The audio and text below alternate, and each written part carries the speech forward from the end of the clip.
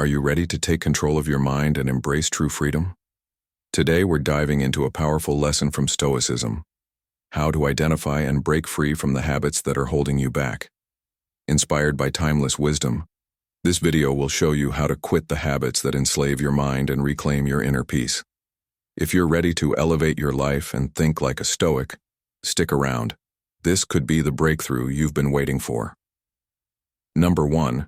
Attachment to material possessions. In a world increasingly driven by consumerism, attachment to material possessions has become a defining aspect of modern life. From the latest gadgets to luxury clothing and vehicles, many people measure their success and happiness by the things they own.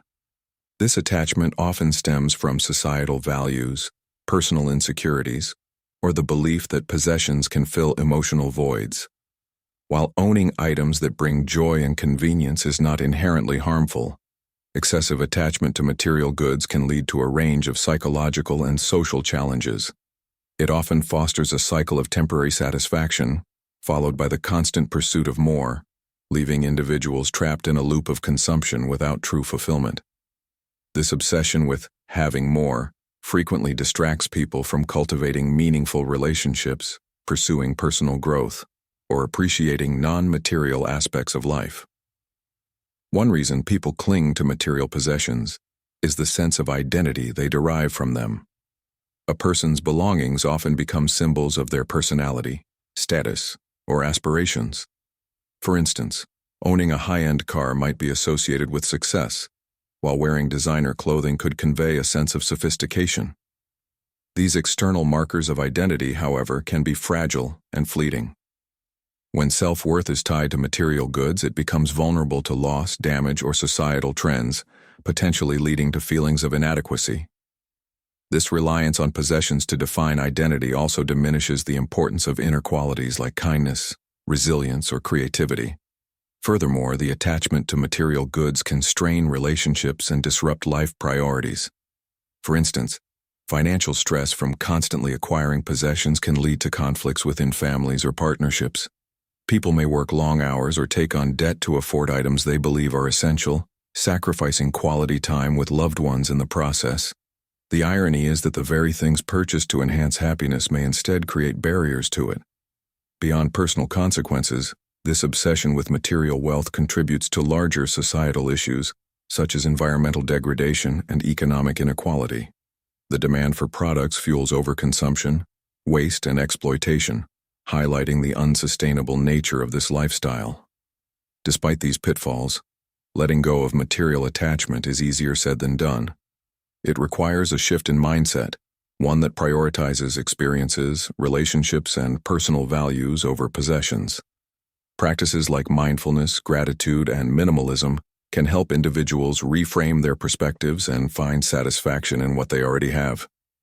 Understanding that true happiness often comes from intangible sources, such as love, creativity, and personal growth, is essential for breaking free from the cycle of materialism. Ultimately, attachment to material possessions is a deeply ingrained behavior, reinforced by cultural norms and personal desires. While owning and enjoying material goods is not inherently wrong, excessive attachment can lead to an unbalanced and unsatisfying life. By recognizing the limitations of material wealth and focusing on what truly matters, individuals can pave the way for a more meaningful and contented existence. Number 2. Clinging to past regrets. Life is a journey marked by countless choices, some small and inconsequential, others monumental and life-defining. But as we move forward, the shadow of past regrets often clings to us, weighing us down like an anchor tethered to the depths of what could have been. We replay those moments in our minds, questioning our decisions, mourning lost opportunities, and imagining alternate outcomes where everything turned out just right. Regret is a powerful emotion. It feeds on our insecurities, our doubts, and our tendency to idealize the past. But clinging to regret is not merely unproductive, it's a slow erosion of our present and future. When we hold on to regret, we're not just reliving a past mistake, we're allowing it to define us. The words we didn't say, the risks we didn't take, the wrong choices we made, They all become a narrative of failure in our minds. But it's important to remember that mistakes are a fundamental part of being human. They shape us, teach us, and often lead us to insights and growth we couldn't achieve otherwise. What feels like a wrong turn may ultimately guide us to the path we're meant to walk. Yet when we cling to the pain of regret, we rob ourselves of the chance to embrace those lessons. Regret also thrives on the illusion of control, the belief that if we'd only done something differently, we could have guaranteed a better outcome. But the truth is, life is unpredictable. We make decisions based on the information and circumstances we have at the time, not with the benefit of hindsight. Blaming ourselves endlessly for outcomes beyond our control is not only unfair, but also a distortion of reality. Learning to accept this can be liberating. Letting go of regret is not about dismissing the past or pretending our mistakes didn't happen. It's about finding the courage to forgive ourselves and recognize that our worth is not defined by a single moment or choice. Instead of fixating on what went wrong, we can ask ourselves, what can I learn from this? How can I grow? Growth transforms regret into wisdom, and wisdom propels us forward with greater clarity and resilience. The grip of regret can feel suffocating, but breaking free begins with a single step: being present. Every day is an opportunity to make better choices, to repair what's broken, and to chart a new course. When we focus on the here and now, the weight of the past begins to lift. Life is not about perfection, it's about progress. So, if you find yourself clinging to past regrets, remember this: you are more than your mistakes. The past has shaped you, yes, but it doesn't have to define you. The future is unwritten and you hold the pen. Forgive yourself, embrace the lessons, and take a step forward, because that's where the beauty of life truly lies. Number 3, worrying about the future. The future is an enigma, a vast, uncharted sea of possibilities that can fill us with both hope and fear. Worrying about it is a natural human response, rooted in our survival instincts. It stems from a desire to protect ourselves and those we love from potential harm. But too often, these worries spiral out of control, consuming our thoughts and robbing us of peace in the present moment. The truth is, worrying doesn't solve tomorrow's problems. It only drains today of its energy. It's like rocking in a chair. There's a lot of motion, but no forward progress. Instead of drowning in what-ifs, we can learn to embrace uncertainty as a natural part of life. The key is to focus on what we can control and let go of what we can't. Start by shifting your perspective. The unknown isn't always a threat, it's also an opportunity. Life's greatest adventures often arise from unexpected twists. Rather than fearing what might go wrong, consider what might go right. Take practical steps toward your goals and face challenges with courage, but don't lose yourself in a sea of hypothetical scenarios. Worrying is often rooted in the desire for perfection, a futile attempt to predict and prevent every possible outcome. But life is beautifully imperfect, and so are we. When we accept this, we free ourselves to live fully in the present. Practicing mindfulness, gratitude, and self-compassion can anchor us in the here and now, where life truly unfolds. Instead of letting fear of the future hold you captive, use it as fuel to prepare wisely and dream boldly. Remember, the future is not something to dread, but a canvas for you to shape with your choices today. Number 4, seeking approval from others. Seeking approval from others is a natural aspect of human behavior. From a young age, we learn to seek validation from parents, teachers, and peers, which often shapes our sense of self-worth. However, this tendency can become problematic when the need for approval takes control of our decisions and emotions. When we constantly look to others to validate our choices, accomplishments, or even our identity, we risk losing touch with our own inner compass. This habit can manifest in various ways, such as altering our opinions to align with popular beliefs, fearing rejection so intensely that we avoid taking risks, or feeling unworthy unless someone else acknowledges our value. While a certain degree of external validation is normal and can even be motivating, excessive dependence on others' opinions can lead to stress, self-doubt, and a lack of fulfillment. At the core of seeking approval lies the desire to feel accepted and valued. Humans are social creatures, wired to form connections and thrive within communities. Evolutionarily, being part of a group meant safety and survival, so it's no surprise that we've developed an intrinsic drive to gain acceptance. In modern times, this drive often translates into a longing for social approval, whether through likes on social media, praise from colleagues, or recognition in personal relationships. Yet, the landscape of validation has shifted dramatically, especially with the rise of digital platforms. Instant feedback through likes and comments can create a cycle of dependence, where our mood and self-esteem are tied to external metrics. This can make it challenging to separate our true selves from the version we present to please others. The consequences of seeking approval excessively can be profound. For one, it can hinder authenticity.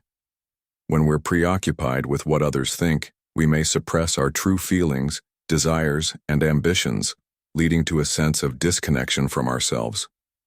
Imagine someone who dreams of pursuing a creative career, but sticks to a conventional path because they fear disappointing their family. Over time, this disconnect can result in frustration and regret.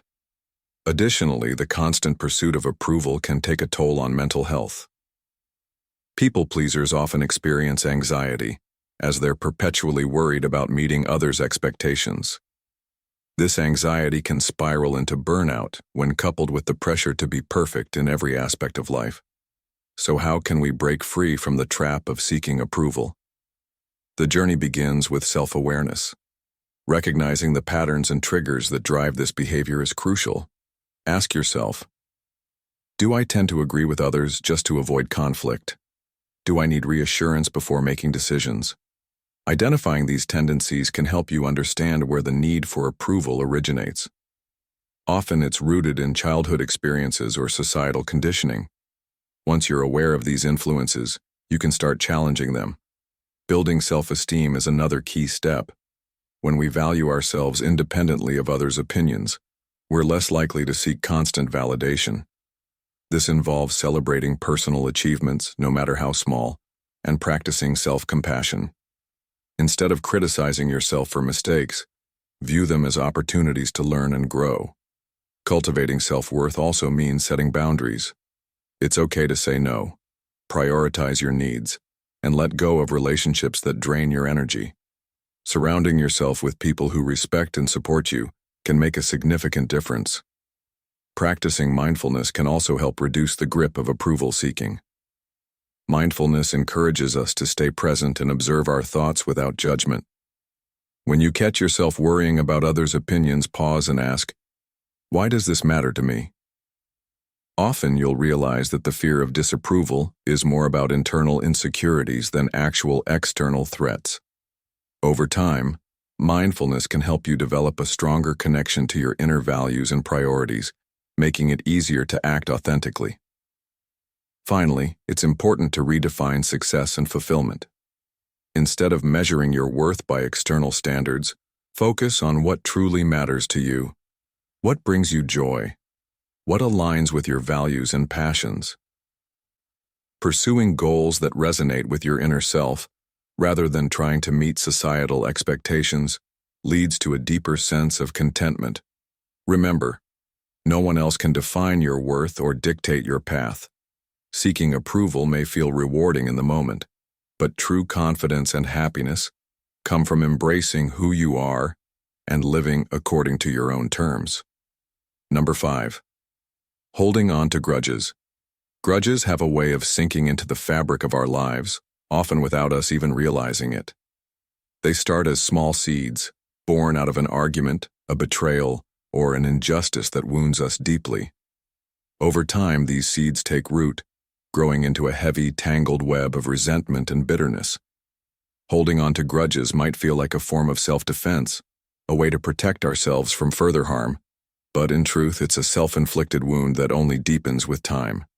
The energy it takes to nurse a grudge, To replay the hurtful event in our minds and to carry the emotional baggage is immense. Yet, the perceived justice we believe we're upholding by clinging to this pain is often an illusion. In most cases, the person we're holding a grudge against has moved on, unaware or unconcerned about the turmoil they've left behind. Meanwhile, we remain trapped in the past, tethered to a moment that continues to steal our peace. The toll of holding onto grudges goes beyond just emotional exhaustion. It has real physical consequences as well. Studies have shown that harboring resentment can increase stress levels, weaken the immune system, and contribute to conditions like anxiety, depression, and even heart disease. When we allow a grudge to fester, we're not only compromising our mental health but also jeopardizing our overall well-being.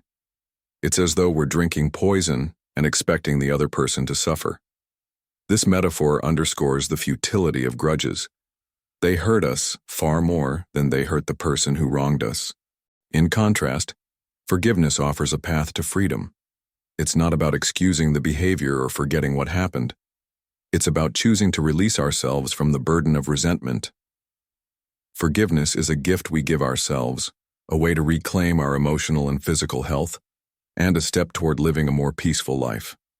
Letting go of a grudge is not an easy process, nor is it something that happens overnight. It requires courage, introspection, and a willingness to confront uncomfortable emotions. The first step is acknowledging the grudge and understanding why it's there. Ask yourself, what exactly am I holding on to, and why? Is it anger, disappointment, or a sense of betrayal? Once you've identified the root cause, try to see the situation from a broader perspective. This doesn't mean justifying the other person's actions, but rather recognizing that people are often driven by their own pain, insecurities, or limitations. Empathy can be a powerful tool in diffusing resentment.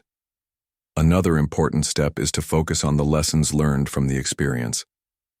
Painful as it may be, every conflict offers an opportunity for growth. Perhaps it taught you about setting boundaries, valuing yourself, or identifying red flags in relationships. By shifting your focus from the hurt to the wisdom gained, you can begin to transform your pain into strength. One of the most profound aspects of letting go is the freedom it brings. When you release a grudge, you're not condoning what happened. You're choosing to prioritize your peace over your pain. This act of liberation allows you to channel your energy into more fulfilling and meaningful aspects of life. Relationships improve, creativity flourishes, and you regain the emotional bandwidth to focus on your goals and aspirations. Imagine the weight that lifts when you no longer feel the need to keep track of who wronged you or why. Forgiveness doesn't erase the past, but it does empower you to create a future that isn't defined by it. In the end, holding on to grudges is like holding onto a burning coal with the intention of throwing it at someone else. The only person getting burned is you. Life is too short and too precious to waste on anger and resentment. By letting go, you're not only freeing yourself from the chains of the past, but also creating space for joy, love, and inner peace to take root. Forgiveness is not a sign of weakness. It's a testament to your strength and resilience. It's a choice, a difficult but ultimately rewarding one, that allows you to live with a lighter heart and a clearer mind. So, the next time you find yourself clutching a grudge, ask yourself, is this worth my peace? Chances are, the answer will guide you toward letting go. Number 6. Comparing yourself to others. Comparing yourself to others is a natural tendency, but it can often be more harmful than helpful. In today's world of social media, where everyone's highlight reel is on full display, it's easy to feel like you're not doing enough or that your accomplishments pale in comparison to someone else's. However, this mindset overlooks an essential truth. Everyone's journey is unique. Comparing your behind-the-scenes moments to someone else's curated perfection can lead to feelings of inadequacy, self-doubt, and even resentment. Instead of focusing on others, it's far more productive to measure yourself against your own progress. Are you better today than you were yesterday? Are you closer to your goals than you were a year ago? These are the questions that truly matter. When you compare yourself to others, you're often engaging in a deeply flawed analysis. You don't have access to the full context of someone else's life. You see their achievements, but you don't see the struggles, sacrifices, or failures that came before. This partial view can distort your perception and make you underestimate your own efforts and successes. Additionally, comparison tends to amplify insecurities. It shifts your focus from what you have to what you lack, creating a scarcity mindset. This not only diminishes your self-worth, but can also hinder your ability to appreciate the positives in your own life. Furthermore, constantly comparing yourself to others can rob you of joy and satisfaction. The pursuit of keeping up often leads to a never-ending cycle of striving for external validation. You may achieve something significant, but instead of celebrating, you find yourself looking at someone else's next accomplishment and feeling that what you've done isn't enough. This can make it impossible to truly enjoy your successes or feel a sense of contentment. On the other hand, when you focus on your own growth, you're more likely to find genuine fulfillment. Tracking your progress allows you to see how far you've come and gives you the motivation to continue moving forward. It's also important to recognize that everyone has different strengths, opportunities, and circumstances. What works for someone else may not work for you, and that's okay. Instead of comparing, consider learning from others. If you see someone excelling in an area you're interested in, use that as inspiration rather than a yardstick. Ask yourself, what can I learn from their journey? What strategies might I adapt to suit my own path? Viewing others as sources of inspiration rather than competition can foster growth and collaboration instead of envy. Building self-awareness and practicing gratitude are powerful ways to combat the urge to compare.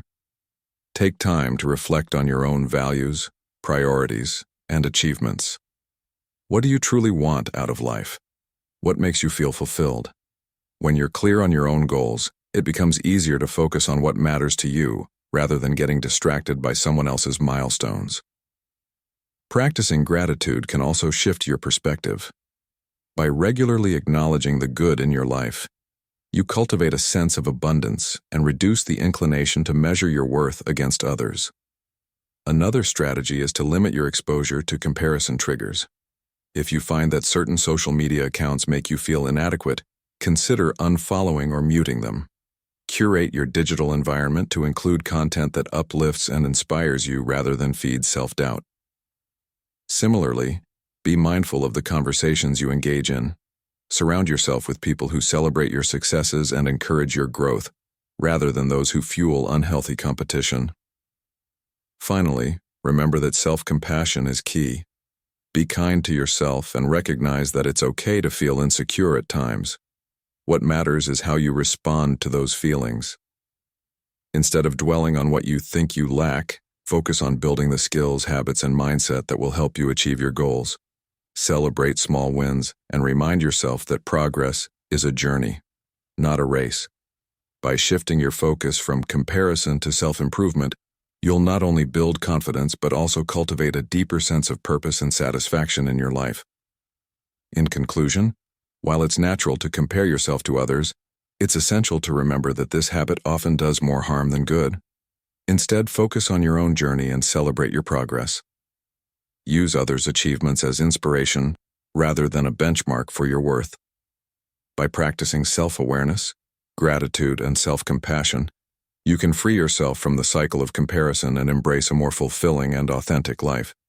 Your path is yours alone, and that's what makes it truly special. Number 7, overthinking. Overthinking is like an invisible prison, trapping your mind in a cycle of endless analysis, self-doubt, and what-ifs.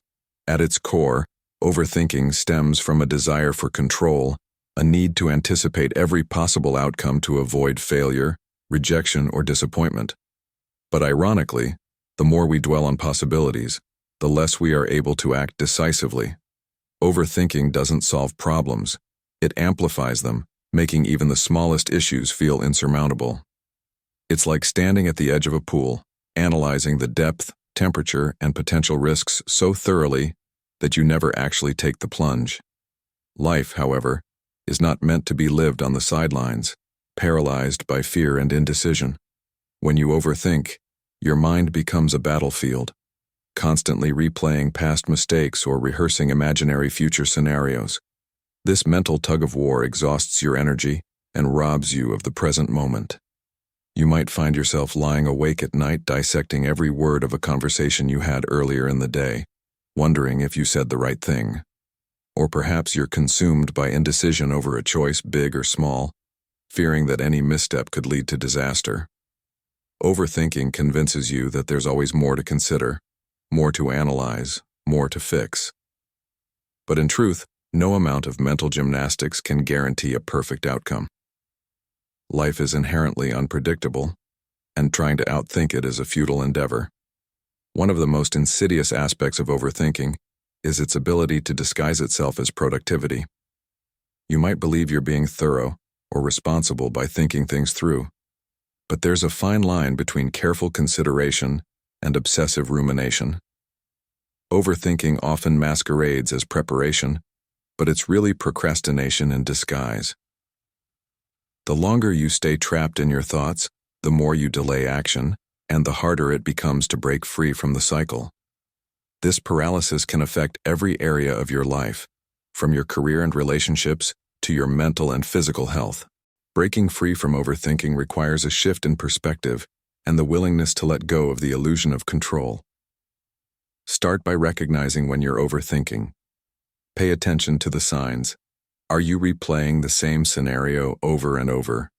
Are you stuck in a loop of what-if questions? Once you're aware, practice grounding yourself in the present moment. Techniques like mindfulness, deep breathing, or simply shifting your focus to the task at hand can help anchor you. Remember, most of the things you worry about either never happen or are far less catastrophic than you imagine. Trust yourself to handle challenges as they come, rather than trying to predict and prevent every possible issue. Another effective strategy is to set boundaries for your thinking. Give yourself a specific amount of time to reflect on a problem, say 10 or 15 minutes, and then commit to taking action or letting it go. Writing down your thoughts can also be incredibly freeing. When you put your worries on paper, they often seem less overwhelming, and you can start to see patterns in your thinking. Ask yourself, is this thought helpful? Does it lead to a solution, or is it just fueling my anxiety? By challenging and reframing unproductive thoughts, you can gradually weaken their grip.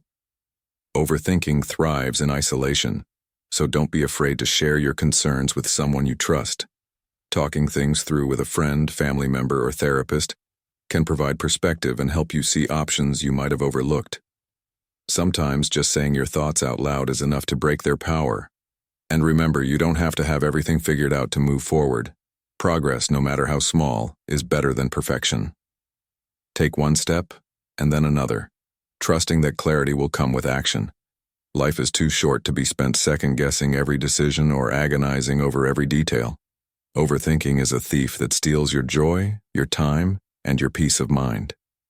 The next time you catch yourself spiraling into endless analysis, remind yourself that you don't need all the answers right now. Trust the process, embrace uncertainty, and give yourself permission to make mistakes. In the end, it's not about getting everything right. It's about living fully and authentically, imperfections and all. The antidote to overthinking is not more thinking, it's action, trust, and the courage to let go. Remember, freeing your mind starts with letting go of habits that no longer serve you. As the Stoics taught us, true freedom lies in mastering your thoughts, actions, and reactions. Take this as a challenge, not just to quit a habit, but to embrace a mindset of self-control and intentional living. If this video resonated with you, please like, share, and subscribe to the channel for more insights on Stoicism and personal growth. And let me know in the comments, what habit are you ready to quit today? Together, let's walk the path to a freer, more focused mind. See you in the next video.